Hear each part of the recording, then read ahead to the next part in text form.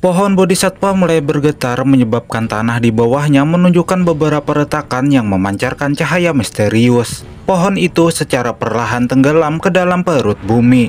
Ekspresi semua orang berubah ketika melihat pohon bodhisattva mulai masuk ke dalam tanah. Karena begitu pohon bodhisattva menghilang masuk ke dalam tanah, bahkan seorang elit doseng sekalipun tidak akan mungkin bisa menemukannya. Untuk dapat melihat pohon kono itu kembali, kemungkinan harus menunggu selama ribuan tahun. Beberapa orang tampak begitu sedih, namun kesedihan mereka bukan karena pohon bodhisattva akan menghilang, tetapi karena mereka tidak mendapatkan 3 harta dari pohon bodhisattva. Xiaoyan hanya bisa tersenyum, di dalam tubuhnya telah tersimpan jantung bodhisattva yang legendaris.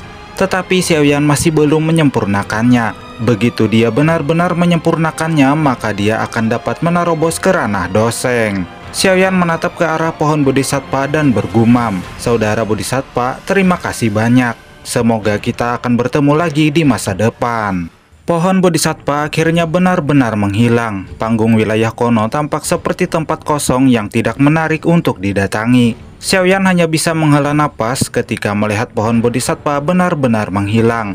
Bahkan jejak aura kehidupan yang dipancarkan oleh pohon itu telah lenyap sepenuhnya.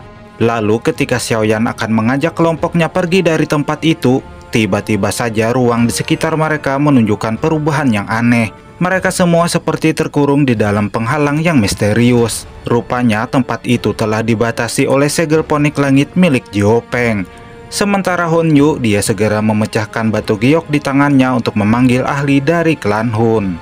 Tatapan Xiaoyan menjadi lebih serius ketika memperhatikan penjara ruang di sekitarnya. Dia mengalihkan pandangannya ke arah kelompok Honyu dan Jiopeng. Orang-orang sialan ini ternyata masih belum menyerah. Mereka tampaknya telah memanggil para ahli dari klan mereka.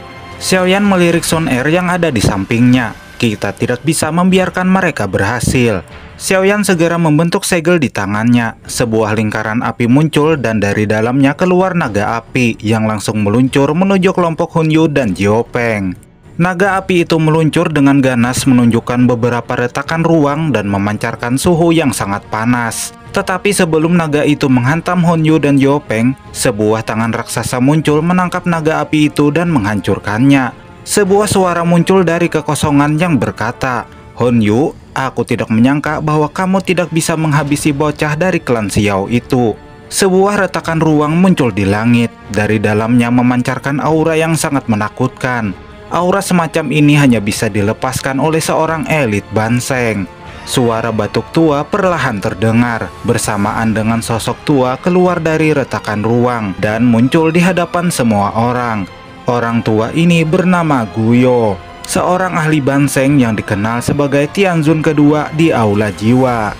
Aura Guyo begitu menindas hingga ruang di sekitarnya mulai bergetar. Aura menakutkan itu meluncur seperti air banjir menghantam kelompok Xiaoyan. Untung saja Xiaoyan dapat menahan aura menakutkan tersebut. Xiaoyan dapat merasakan bahwa kali ini dia akan berhadapan dengan lawan yang kekuatannya berada di atas ranah Dozun. Bahkan ketika Guking yang mencoba memecahkan geok untuk memanggil bantuan, usahanya tampak sia-sia. Karena tempat itu telah dibatasi oleh segel ponik langit milik Jiopeng. Goyo menatap dingin ke arah Xiaoyan. "Bocah, kau telah membunuh banyak ahli dari klan kami. Bahkan namamu cukup terkenal di Aula Jiwa. Untuk itu, hari ini aku akan mengambil nyawamu."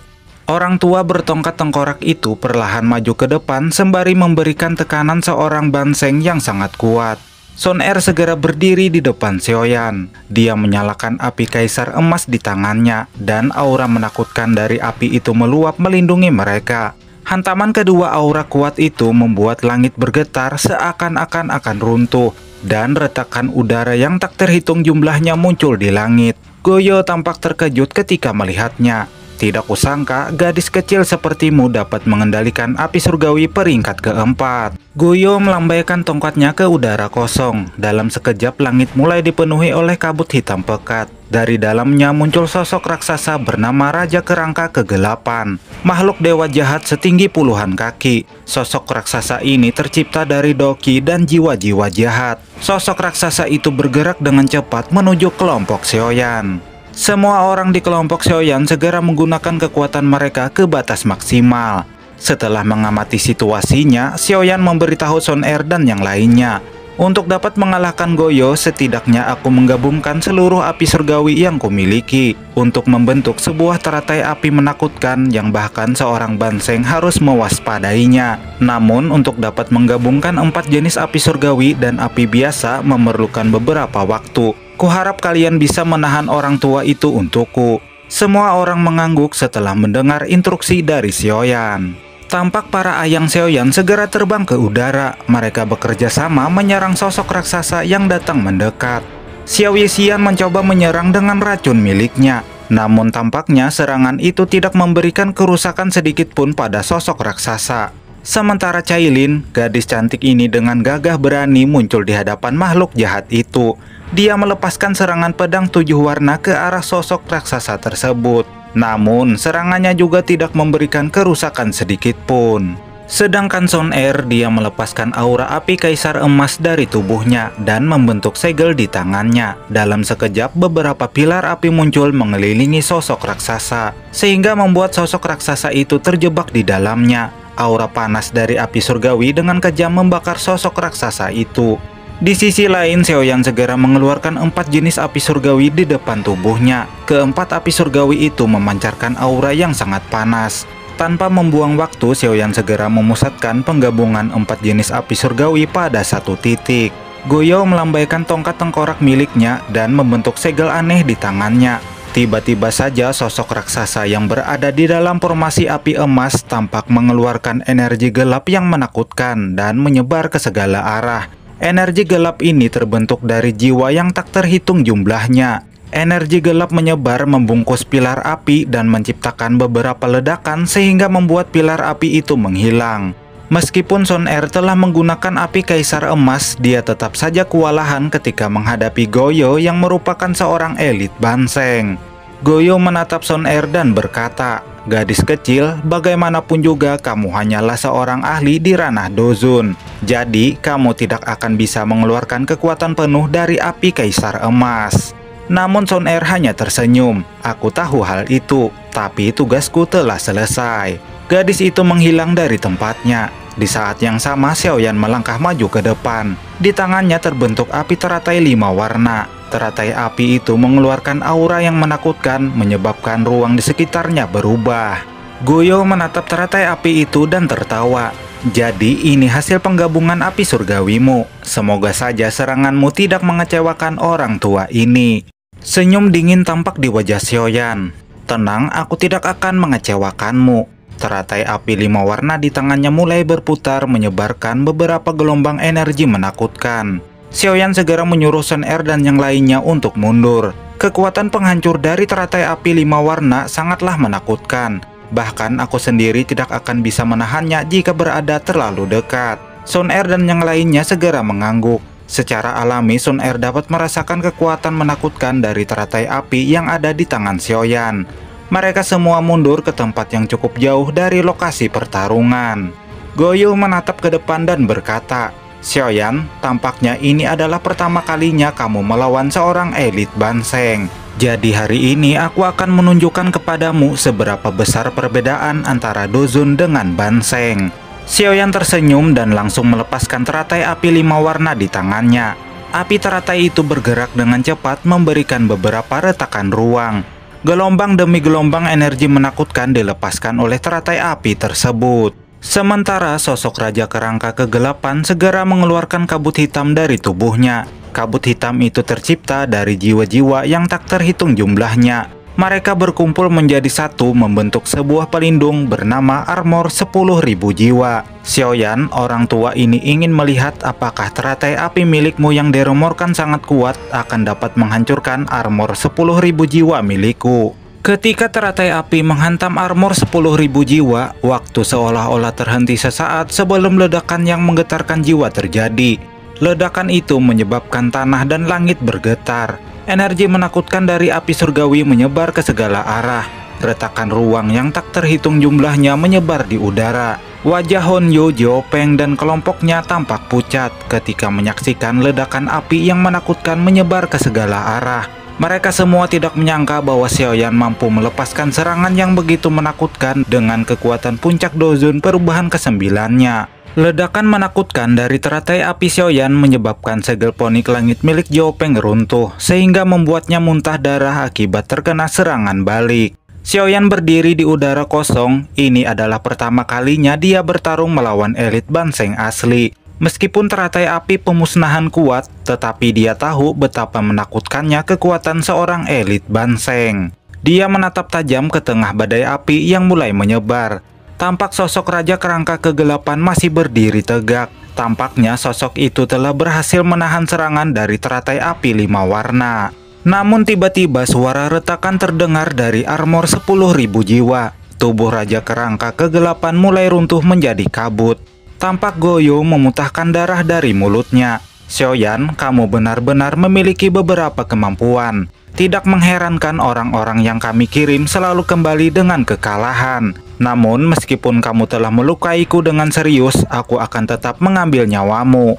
Sebuah serangan yang mematikan dilepaskan ke arah Xiaoyan.